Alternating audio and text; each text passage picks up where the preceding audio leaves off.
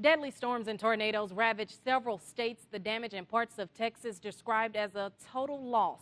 Good evening. We'll get to those stories in a minute, but first we want to check in with KAGS HD News reporter Alexandra Bush. She's live in College Station. She takes a look at flooding in our area.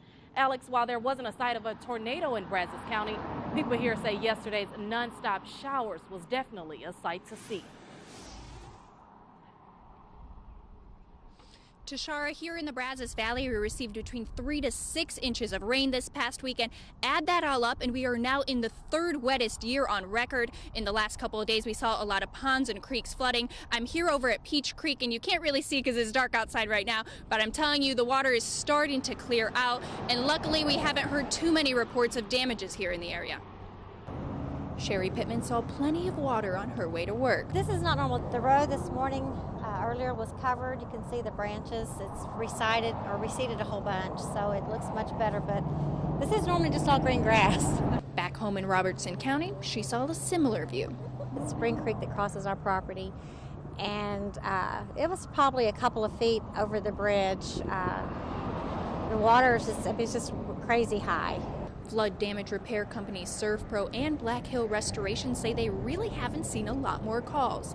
BTU says they didn't have any big outages, and there are currently no highway closures in the area. But by Peach Creek, there are plenty of signs left over from this weekend's storm.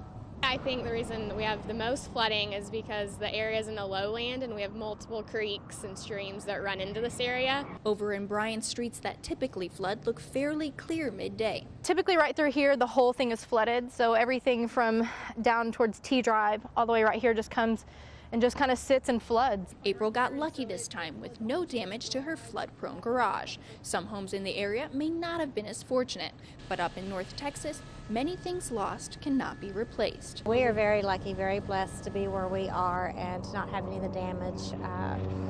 That's just very devastating up that way. So yeah, prayers to many of them. The weather didn't leave behind much damage, but it did bring us that winter weather we were all waiting for. Right now in South College Station, it's about 43 degrees. For now, live, Alexandra Bush, back to you in the studio.